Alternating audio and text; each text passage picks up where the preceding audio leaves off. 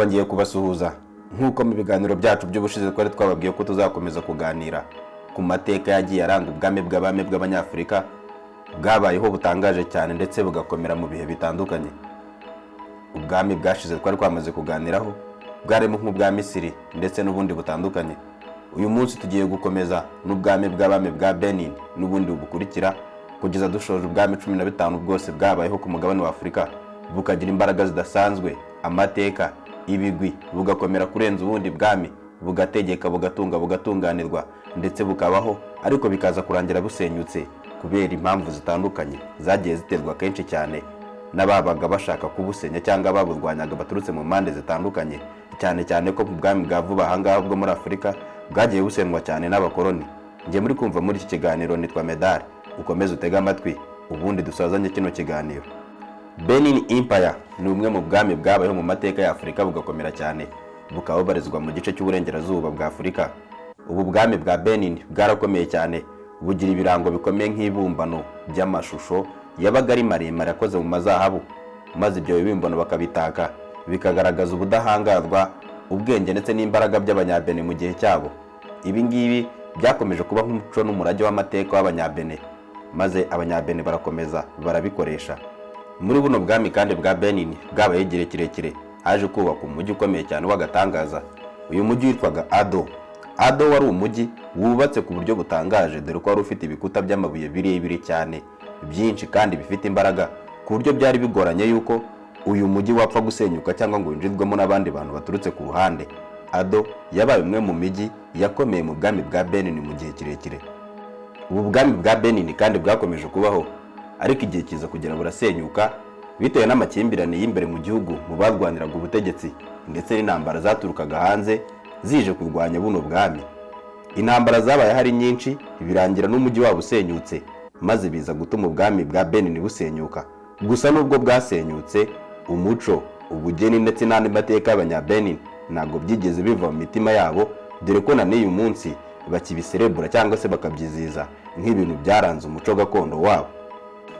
Reka urugendo rwacu turukomereze muri Afurika y'Amajyepfo, ahazwi nko mu bwami bwa Zimbabwe. Ubu bwami bwa Zimbabwe bwabayeho kera cyane mu kinyejana cya 11, aho buno bwami bwari bufite imbaraga mu gace kitwa Great Zimbabwe.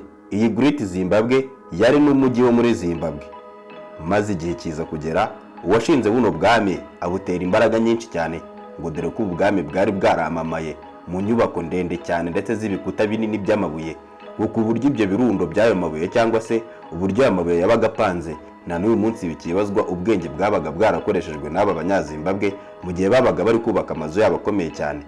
Ubu bwami kandi bwakomejwe nuko bwari bufite igisirikare gikomeye ndetse bukaza kubamo n'inzira z'ubucuruzi nyinshi cyane, aho muri izi nzira wasangaga bari gucuruza zahabu, amahembe y'inzovu ndetse n'ibindi bintu byinshi cyane by'agaciro, byatumaga buno bwami buhora bufite amafaranga cyangwa se bukusanya imisoro iturutse muri ubwo bucuruzi, maze bakabona uburyo bakomeza igisirikare cyabo.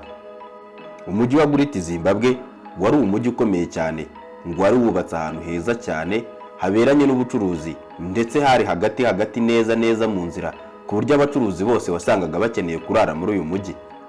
Uyu mujyi ngo wabaye igihe kirekire ufite imbaraga, ufite abakiriya ndetse ufite n'abagenzi bawugenda cyane, ariko igihe cyaje kugera uza gusenywa n'intambara nyinshi cyane zakomeze kuwugabwaho ibitero. Ubwami bw'abami bwo mu bindi bihugu bwo bwabaga buri kuzamuka, maze bugagaba ibitero ku gihugu cya Zimbabwe cyangwa se mu bwami bwa Zimbabwe, birangira buno bwami nabwo busenyutse. Ariko ngo kuva bwasenyuka na n'uyu munsi ngo barakibaza uburyo ubwo bwami bwasenyutse bitewe n'imbaraga bwari bufite ndetse n'uburyo bwari bwubatse, utibagiwe n'imiyoborere ngo yari ikomeye cyane muri icyo gihe, bikaza gutuma buno bwami busenyuka. Ariko hakaba hakibazwa ngo byagenze gute cyangwa n'iki cyaba cyarateye isenyuka ry'ubwami bukomeye nka buno bwa Zimbabwe mu gice cy'amajyepfo ya Afurika.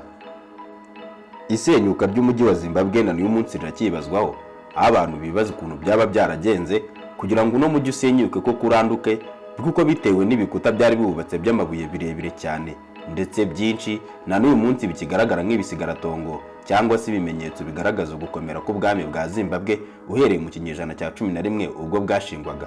Gusa ubu bwami ubu bwarasenyutse, igisigaye ni amateka aranga abanyazimbabwe ndetse n'ibigwi byaranze ubwami bwabo mu gihe bwari bufite imbaraga. Turakomereza ku bundi bwami bwa Ghana. Ubwami bwa Ghana ubu ni ubwami bubarizwa mu gace karimo Mauritania. Ubu bwami nabwo bwari strategic cyangwa se bwari buri mu nzira yakoreshwaga n'ubucuruzi cyane. Ubu bwami bwamamaye cyane cyane ku gisirikare gikomeye cyari gifite imbaraga cyifashishwaga mu kwagura ubutaka bwacyo. Ubundi ubu bwami buza kumenyekana none ku bucuruzi bw'amabuye y'agaciro akomeye cyane, amahembe y'inzovu ndetse n'ibindi bintu byinshi by'agaciro byahabwaga abacuruzi babaga baje gukorera ubucuruzi muri kano gace ka Ghana. Umuyobozi w'ubu bwami yarazwi ku izina rya Ganius.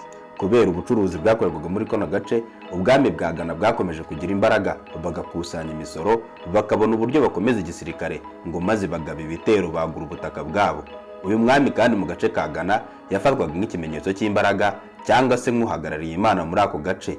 Umuco w'abanyegana uri mu watumye buno bwami bukomeza gukomera cyane, bugira imbaraga ndetse buraramba igihe kirekire kugeza ubwo hubakwaga umujyi wa Kumbisare. Uyu mujyi ngo wabaye umujyi w'agatangaza cyane muri ibi bihe, uza kugira abantu benshi bawugenda ndetse uba ikimenyetso ndetse n'ikirango cyo gukomera k'ubwami bwa Ghana, aho buno bwami bwari bukungahaye cyane. Iki gice kandi cyari kirimo cyane ukuzamuka kw'idini ya Islam, biza gutuma ubu bwami bukomera ngo dore ko bwari bunashingiye amahame yabo cyane cyane ku idini ya Islam muri kano gace ka Ghana. Ubwami bwa Ghana kandi kubera ubucuruzi bwabayeho maze burakomera cyane, bugira amahame, bugira ubuyobozi, bugira igisirikare ndetse bugira n'umuco n'abaturage bakomeye cyane. Gusa ntabwo byabujije buno bwami gusenyuka, dore ko n'ubundi bwami bwari bwarabubanjirije bwasenyutse kandi nabwo bwari bufite imbaraga. Ubwami bwa Ghana nabwo bwaje gusenywa n'ibitero bikomeye cyane byakomezaga kugabwa kuri buno bwami ndetse n'amakimbirane y'imbere mu gihugu, aho bamwe barwaniraga ubuyobozi bikaza gutuma ubwabo bisenya, maze ubwami bwa Ghana burasenyuka buva ku bwami bwari bukomeye birangira buvuyeho. Gusa umurage n'amateka w'ubwami bwa Ghana na n'uyu munsi uracyagira uruhare mu mibereho y'abaturage batuye muri kano gace kahozemo buno bwami bwa Ghana mu bihe bya kera ndetse n'ibinyejana byinshi cyane bishize. Mu gice kandi cy'amajyepfo ya Afurika hari ubwami bwa Zulu. Ubu bwami bwari buzi nka Zulu Kingdom, bwayoborwaga n'umugabo witwaga Shaka Zulu. Shaka Zulu uyu ni umuyobozi wabayeho ukomeye cyane cyangwa se umuyobozi w'ingabo wabayeho muri kano gace ko hepfo, biza gutuma agira ubwami bukomeye cyane. Bitewe n'uburyo ari umuyobozi w'urugamba, ubwami bwa Shaka Zulu cyangwa se ubwami bwa Zulu yarabwaguye cyane bugira bunini, biza gutuma bugira imbaraga ndetse buratinywa mu gace hose. Shaka Zulu uyu kandi yaje kwamamara mu kurwanya abakoloni, dore ko cyane cyane mu gihe cy'ubutegetsi bwe abazungu b'abanyaburayi bo mu gihugu cy'Ubwongereza cyangwa mu bwami bw'Abongereza aribwo bageraga muri kino gihugu cya Afurika y'Epfo maze bagashaka gufata ubutaka bwe. Shaka Zulu ngo ntago yihanganye n'ingabo ze, ngo dore ko yari afite uburyo bwinshi yakoragamo intambara ze, aho yarwanishaga amahembe, amacumu ndetse n'ingabo. Ibi byatumye abazungu rwose bakubitika ku rugamba ubwo babaga bagiye kureba ingabo za Shaka Zulu cyangwa se bashaka gufata ubutegetsi bwe, ngo ntago byaboroheraga habe namba, ngo barwanaga intambara y'inkundura. Ubu bwami bwa Shaka Zulu mu 1879 nibwo bwatsinzwe. Intambara z'igihe kirekire bwari bumazemo, maze abazungu b'abakoloni b'Abongereza barabufata, babugira teritwari yabwo, batangira kubuyobora. Ubu bwami ariko nubwo bwafashwe bwarasenyutse ariko bitari bya burundu, kuko umurage n'amateka w'Abazulu na n'uyu munsi gihari kandi gifite uruhare runini mu gukomera kw'igihugu cya Afurika y'Epfo. Shaka Zulu ngo yabayeho umwe mu bayobozi bakomeye cyane ku mugabane wa Afurika, baba bararwanya intambara nyinshi ndetse barwanira ubwigenge ubwo barwanaga n'abakoloni b'abazungu babaga babateye kugira ngo bafate ubutaka bwabo. Ibi bituma uyu mwami Shaka Zulu aza mu bagabo bakomeye cyane babayeho, bayoboye ingamba nyinshi ndetse bakanazitsinda ku mugabane wa Afurika, akaba nigwa mu bitabo byinshi n'amateka nk'umugabo wabaye intwari akarwanya ubukoloni uhereye mu myaka ya kera cyane abazungu ubwo basesegaraga mu gihugu cye cya Afurika y'Epfo. Umuco w'Abazulu na n'uyu munsi uracyari umuco wibazwaho kandi baracyawusigasiye rwose, ngo nubwo abakoloni baje ntabwo bigeze basenya ubwami bwose ngo burimbuke, dore ko na n'uyu munsi igice cya Zulu gifite umwami wabo ukiyobora, nubwo South Africa nk'igihugu nayo ubwayo yifitiye perezida. Ubundi bwami bwaje gukomera nyuma y'uko ubwami bw'Abazulu busenyutse ni ubwami bwa Ashanti Empire. Ashanti Empire ni ubwami buherereye uyu munsi mu gace ka Ghana. Ahangaha ni mu gihugu cya Ghana, hano hahoze ubwami bwa Ashanti. Ashanti bwari ubwami bw'ubunyembaraga, bwari bufite amabuye y'agaciro atangaje ndetse ngo bwari buri n'ahantu heza cyane kuko bwari hagati mu nzira eshatu z'ubucuruzi zakorerwagamo, aho benshi babaga bacuruza amazahabu n'ibindi bintu by'agaciro, ndetse utibagiwe n'abacakara. Ubu bwami bwaje kwamamara ku izina ry'abarinzi b'ubwigenge bwabo, aho barwanaga n'abakoloni b'abazungu mu ntambara nyinshi cyane batsinzemo bano bazungu, ariko nubwo babatsinze byari bigoranye ko bagumana ubwami. Ubu bwami bwa Ashanti bwari ubwami bukomeye cyane, aho umuyobozi wabo yitwaga Ashanti Haile, bakagira umuyobozi w'ingabo nawe yitwaga Ashanti. Ubu bwami bwari bufite imbaraga mu gihe kirekire, dore ko imiyoborere ya buno bwami ngo yari itangaje cyane. Abaturage babaga bafite umuyobozi, ndetse na buri gace gafite umuyobozi, aho batangaga raporo ku mwami. Ibyo bikaza gutuma buno bwami bugira imbaraga zidasanzwe bitewe n'imiyoborere itangaje yakorerwaga muri kano gace. Ubwami bwabayeho igihe kirekire, ariko n'ubundi biza kurangira busenyutse, busenywe n'ibitero byakomeje kubugabwaho. Byari bifite imbaraga nyinshi cyane, abazungu ubwo bashakaga gufata kano gace ngo bakagere koloni yabo. Mu kinyejana cya 19 nibwo buno bwami bwatakaje imbaraga, n'ejo bundi rwose burarangira burasenyuka, n'uduce twagiye dusigara ubu ngubu twabaye intara z'igihugu kimwe cya Ghana. Ubwami bwaribagiranye. Ntabwo ari ubwo bwami bwonyine kandi bwari bukomeye muri kano gace. Ubundi bwami tugiye kureba ni The Oyo Empire. The Oyo Empire cyangwa se Yoruba Power. Ubu ni ubwami bubarirwa mu gace k'amajyepfo y'uburengerazuba bw'igihugu cya Nigeria. Ubu bwami niho bwahoze bushinze imizi. Bwari ubwami bw'imbaraga nyinshi cyane zitangaje, ndetse n'imigenzo igendeye ku myizerere. Bari bafite igisirikare ndetse n'ubucuruzi bukomeye. Ubu bwami ngo bwari butinyitse mu gihe cyabwo, dore ko bwari bufite imbaraga nyinshi cyane. Intambara zabo ngo zarindwaga mubi. Bari bafite ubushobozi bwo kurwana urugamba bakarutsinda mu gace kamwe, bikarangira bafashe n'ubundi bwami bari begeranye nabwo. Ubwami bwa Oyo Empire byari bukomeye cyane kubera ururimi rwabo, umuco, imyizerere ndetse n'igisirikare. Ibi byatumaga buno bwami bukomeza kugira imbaraga zikomeye cyane, ndetse abaturanyi babwo bakabutinya cyane. Ubu bwami ariko nubwo bwabaye igihe kirekire ndetse bufite n'imbaraga, nabwo bwaje gusenyukwa. Ikintu cyatumye buno bwami busenyuka kenshi cyane ngo bituruka kuri intambara n'ubundi z'abakoloni, ubwo bari baje gukoloniza umugabane wa Afurika. Bagabye ibitero bikomeye kuri buno bwami, birangira babusenye baraburimbura. Ariko nubwo bwasenyutse, ngari ikintu kimwe kitibagiranye cyangwa gicike: imyizerere yabo n'imigenzo yakorwaga, umuco ndetse n'ibitekerezo byabo muri Oyo Empire. Na n'uyu munsi ngo biracyahari kandi biracyafite imbaraga. Aka gace ka Yoruba uyu munsi kabarizwa mu gihugu cya Nigeria nka leta yigenga, ariko ishigikiye kuri leta ya Nigeria. Oyo ubu bwami bwari bukomeye mu kinyejana cya 18 ndetse n'icya 19, buza gusenyuka bitewe n'intambara z'abakoloni. Ubundi bwami turi buze kureba ni Kanem-Borno Empire cyangwa se Saharan Power. Ubu ni ubwami bwabayeho hagati mu gice cya Afurika. Ahangaha nahegeranye n'uruzi rwa Chad. Runo ruzi rukaba ari uruzi runini cyane. Ibihugu byakoraga kuri Kanem-Borno Empire ni ibihugu nka Cameroon, Chad, Eritrea ndetse n'ibindi bihugu byinshi cyane byabaga bigabana ubutaka na buno bwami bwa Kanem-Borno Empire. Ubu bwami ngo bwari buri ahantu heza cyane. Uwashinze buno bwami yitwaga Saifen. Ibi byatumye buno bwami bugira imbaraga, ngo dore ko cyane bwari bunubakiye ku myizerere y'idini ya Islam, bikaza gutuma bugira abayoboke benshi. Ubu bwami kandi ngo bwari mu nzira nziza yorohera abacuruzi. Icyo gihe byoroherezaga buno bwami kubona abantu benshi bahaca, maze ngo bahaca ari benshi nabo bagakusanya imisoro myinshi. Ibyo bigatuma noneho babona amafaranga menshi ahagije yashyigikira igisirikare cyabo, maze igisirikare cyabo ngo kigakomera, kikagira imbaraga, kikabasha kurwana n'abanzi kandi ngo kikabatsinda ku bwinshi. Ubwami bundi bwa nyuma turi kuze kuvugaho bwakomeye cyane ku mugabane wa Afurika, bukagira amateka ahambaye, ni The Swahili City State. Ubu ni ubwami bwakomeye mu gice cy'uburasirazuba bwa Afurika.